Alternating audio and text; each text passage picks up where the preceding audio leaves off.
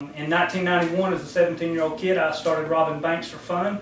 I had a small, successful roofing company. I was married, and we had an 8-month-old baby. And one bank robbery went bad, and I killed a Pinkerton security guard by basically by being reckless and careless, and so on and so forth. And the court sentenced me to 20 years to life in prison, and they, for all intents and purposes, checked me off the list and threw me away, and rightfully so. The solicitor's office talked about the death penalty for a little while, and when they didn't really have the evidence to do that, eventually I pled guilty.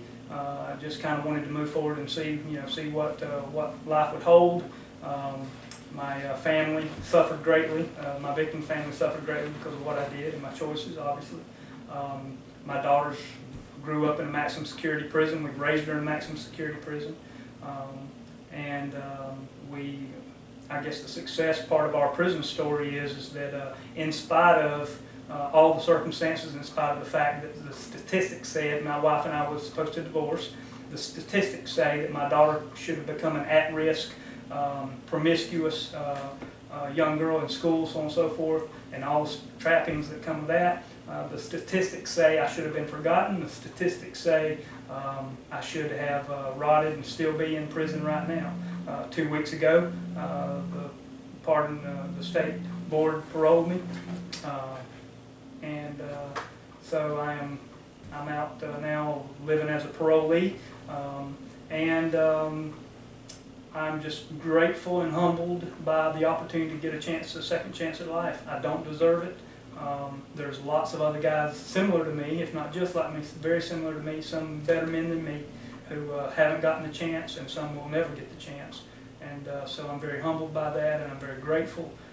I'm very grateful for my family and my wife. I have such a strong support base.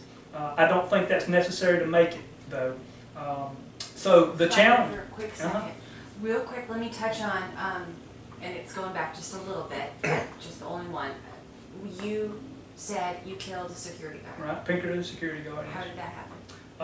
Long story short, I was trying to rob the bank, and the Pinkerton guard was a female, and she was servicing the teller. I tried to get to the teller. I basically misjudged my distance and how long it'd take me to get there. So long story short, I fired a warning shot, which the state doesn't recognize. Bottom line is I was out there armed for bear, and from all intents and purposes, it looked like I was there to hurt, cause harm, when in reality I was there to do mischief and, rob a bank, but I wasn't really genuinely there to hurt somebody. But again, the state doesn't recognize that. I was out there armed, and that implies that I had desire to do violence. So long story short, I fired a warning shot, and at the ground, actually she had parked to her vehicle, her own personal vehicle, it looked like, to the side of the teller. And I thought about shooting at the car to make some noise to distract her, to keep her from running into the teller.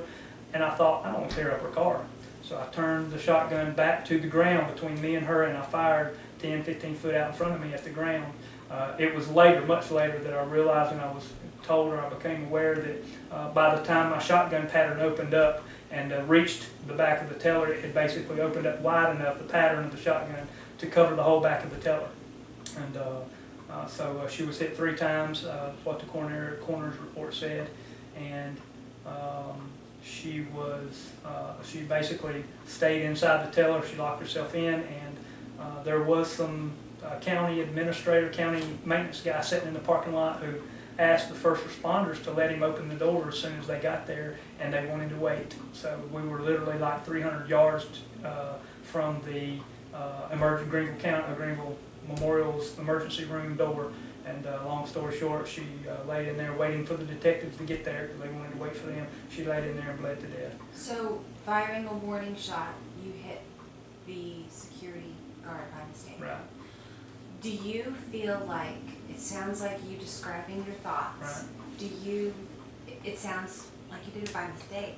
Do you feel like you were a danger to society? Yes. I was a danger to society, I believe, as a 17-year-old kid. I want to make that clear. That was back then, 23 years ago. But yes, I was, and my wife was there for the whole We met when I was 13 and she was 16, I think, and cruising easily. So we've been together our whole lives, so she was there to watch the development. But yes, I was a danger to society in the sense that I was reckless. I didn't have any desire to hurt people. I didn't have this, this sociopathic or pathological need to hurt. I didn't enjoy seeing people hurt. If anything, I would get involved. I would step in to keep somebody from being hurt. Dogs, animals, kick a dog. Kick a dog in front of me, and I'd, get something out on you, so I didn't have this. So you felt like you were a danger at about 17 when you were. I was a danger from about 15 years old. As a 17-year-old kid, I feel like when I committed my crime, I feel like I was a danger to society because I was reckless. I wasn't vicious. I wasn't brutal. I wasn't intentionally wanting to inflict harm, but I was reckless, and I was reckless to a fault. I like to say that I had a death wish, and my wife was there to see that play out. Crazy stuff like stopping somebody, flip me off, or look at me wrong with the red light, and I get out with a pistol in each hand, shoot the car up, kind of stuff. Just really reckless. So I was a danger to society because of that.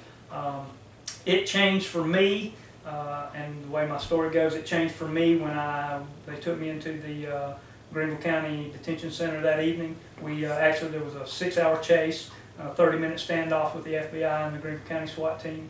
The SWAT team shot off my finger there in the standoff with buckshot, not with a sniper shot. But so they took me to Greenville Memorial, and long story short, it was 10:30, 11 o'clock before I got to the detention center. They put me in the detention center in a holding cell, and I leaned back against the wall, and they slid murder warrants under the door.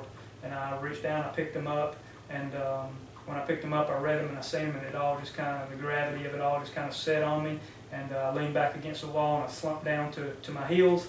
And I remember telling God then, I could feel all along Him dealing with me, stirring in my heart.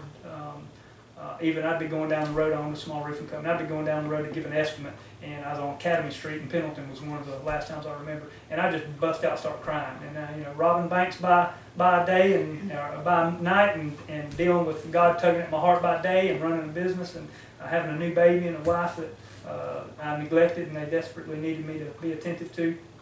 So there was all those kind of things. So when I hit that detention center and those murder warrants come under the door, I just leaned back against the wall and slumped down and told God, okay, you got me where you want me, now I'm ready. And from that point on, it's just been a steady journey. It's been a steady change of my heart, my values, which affected my motives, which affected my behavior. I believe that it is possible to acculturate inmates, especially violent offenders. I believe that it is possible to acculturate inmates to pro-social values, what society would consider necessary to function in society, but it's not probable, it's not likely, it's very rare, which I can expound on that. One of the reasons is, and one of the things that is necessary, I believe two things. I believe that two things can change a man. Time or age can change a man, and Jesus can change a man. In some cases, religion can change a man. I've seen many non-Christians change, but it was always tied into their age difference or some traumatic thing. For the Christian, and from my perspective, it's strictly a supernatural thing. It ain't something that my environment, my circumstances, my getting old affected. The church is full of people who are 60, 70 years old, who've lived their own life, did it their own way all their life. Some of them have been successful, and now at the end of their life, or twilight of their life, now they're ready to settle down and get right with God.